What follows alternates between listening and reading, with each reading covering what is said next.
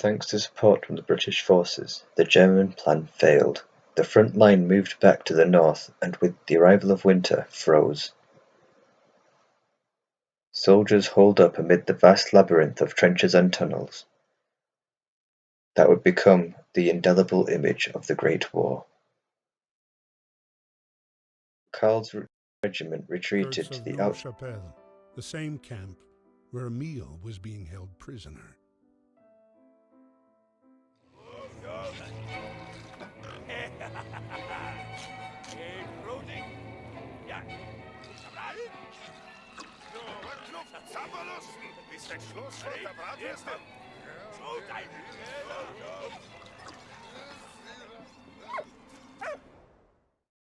"6 million prisoners of war." Between 1914 and 1918, over 6 million men were taken prisoner, including 1.2 million German and 200,000 British troops.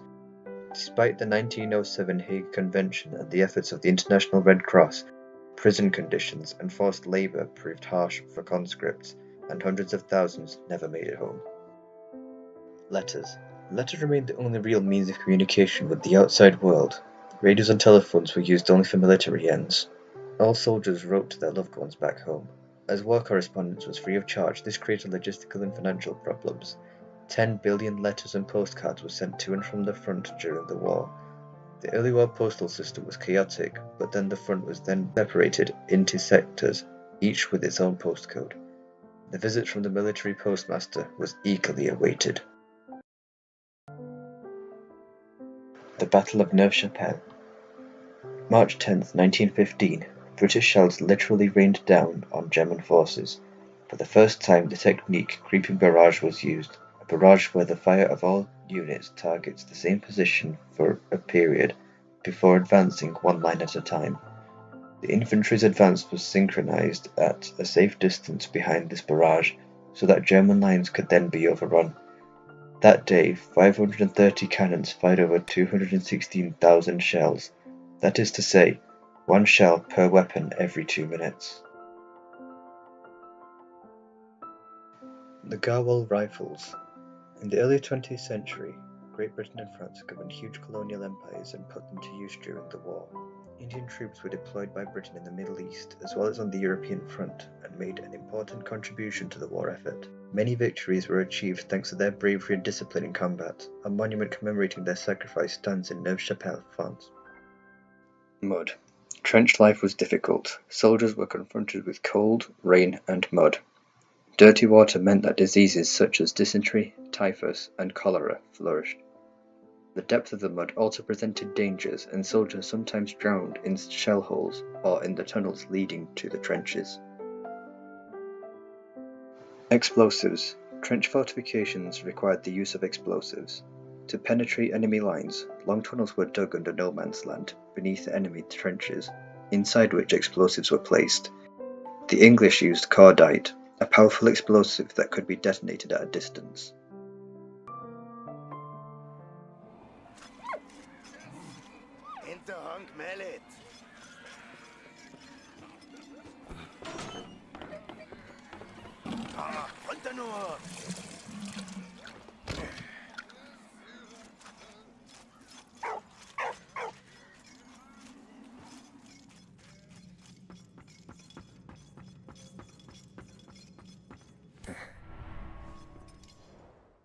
Photo frame. Even though photography was not widespread, many soldiers had their photos taken before setting out for the war. Professional prints were developed on photo paper and applied to a hard backing to prevent tearing.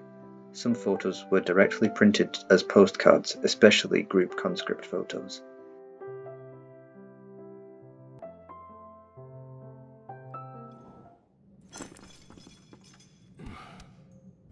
Emile? Hein? Go!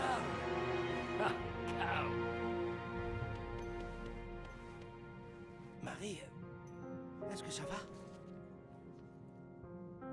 Dearest Papa, we live in a climate of uncertainty.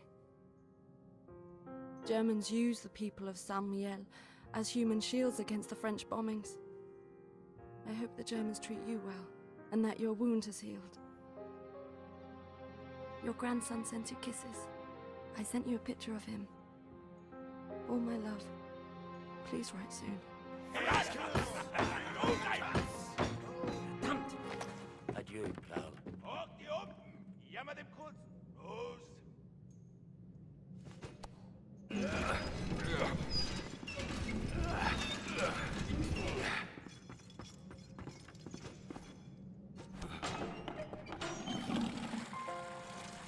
Jeder! Mit am Schoß! Aber zack, zack!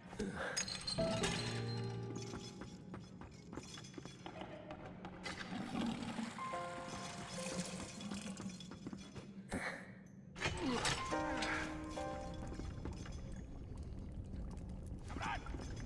Jammer dem Kurzen! Los!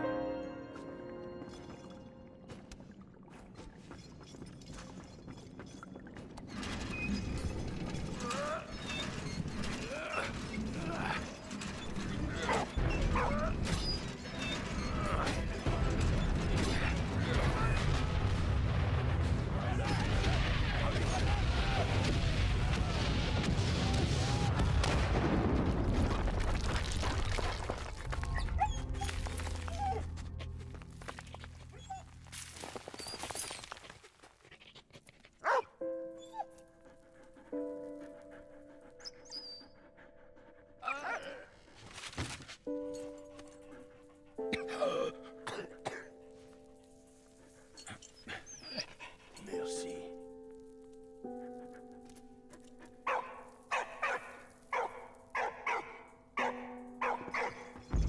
Oui.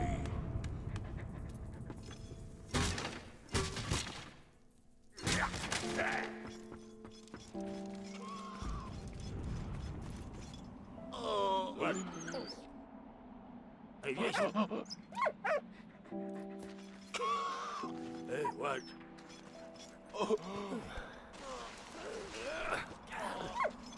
Schwander Nichtlingster, blonder Klump.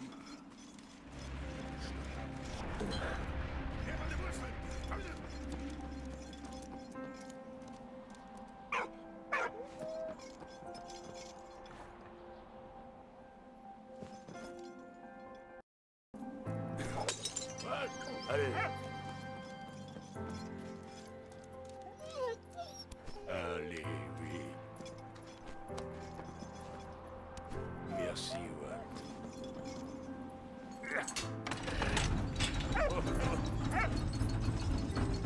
What?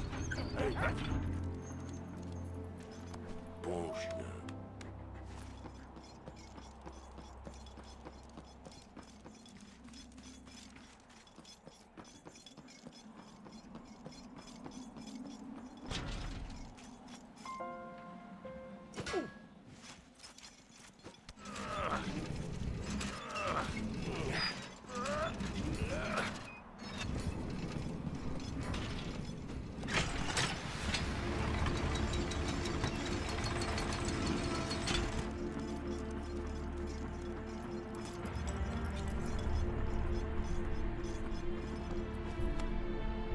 Oui, bon chien.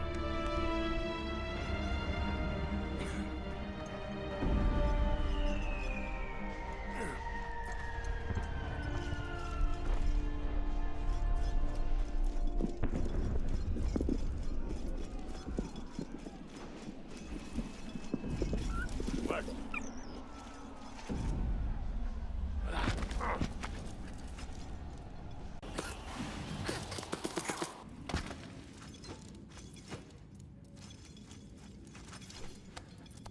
Merci, Walt.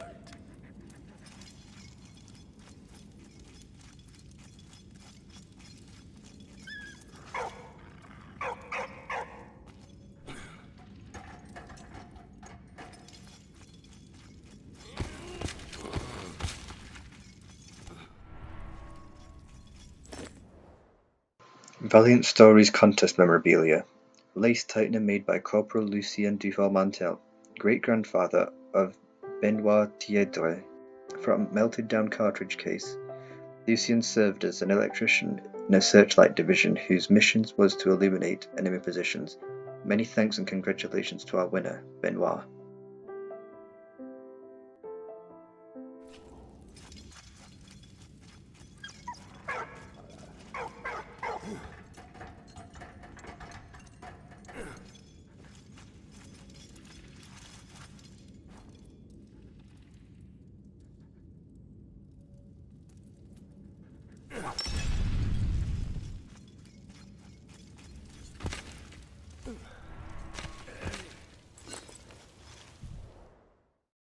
Crucifix. The majority of soldiers believed in God and some were symbols of their religion.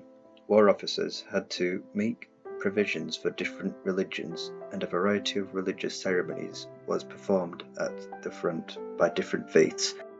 Priests, vicars, and rabbis offered succor and compassion to soldiers.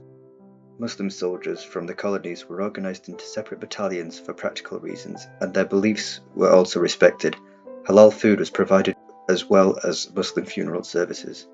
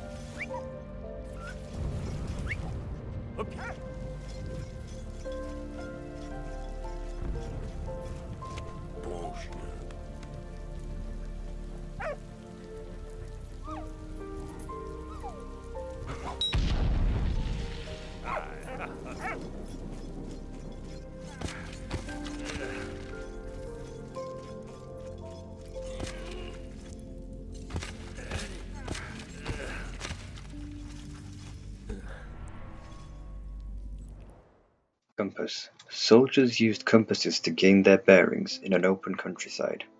They were used in conjunction with the HQ map. Orienteering was the reserve of officers and non-commissioned officers who issued soldiers with directions.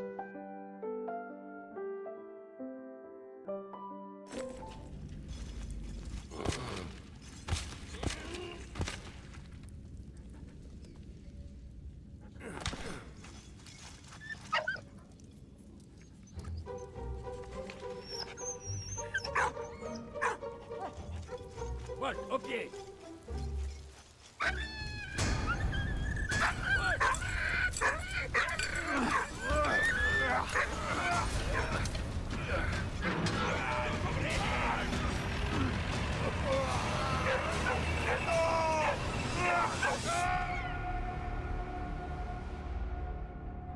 The British troops continued their attack on Neuve-Chapelle. Their next objective, take back Port Arthur.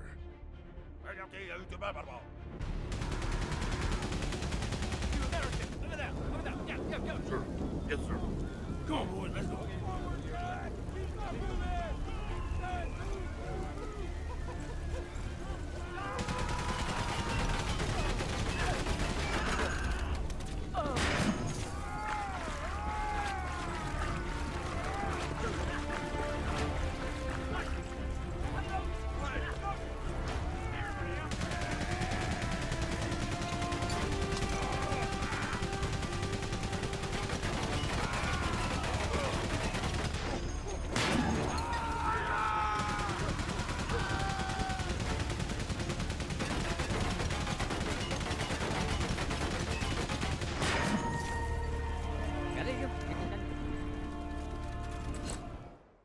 French coins. All troops were paid in their country of origin's currency and paid compensation in the local currency. The British earned 1 shilling a day, around £3.21, or $5.42 in nowadays currency, the standard King's shilling, and 20 francs every fortnight. These 20 francs had a face value of £40, roughly 50 euros or $70 US, and were used as the main currency, with the locals eager to barter whatever few goods they could trade. Business always prevailed, so locals near the combat zone would agree on payments in foreign currencies as well.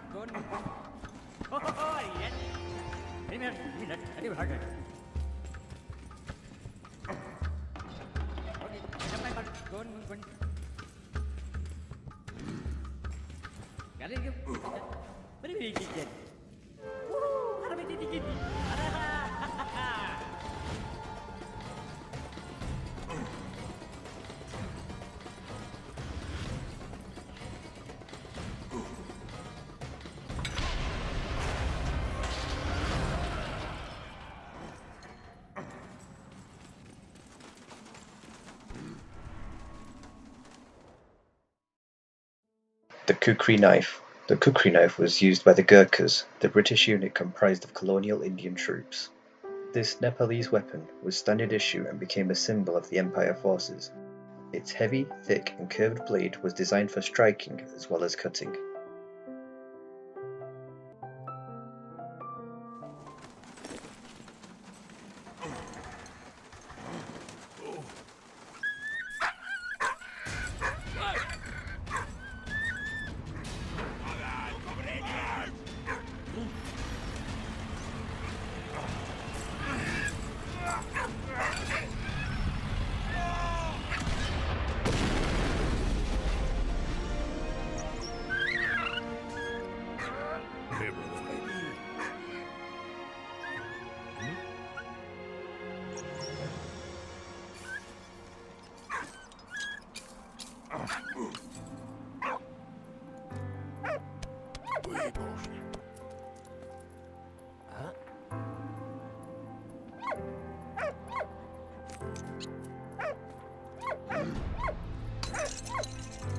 Merci, mon ami.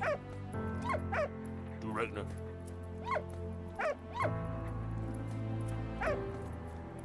Baron Von Dorf.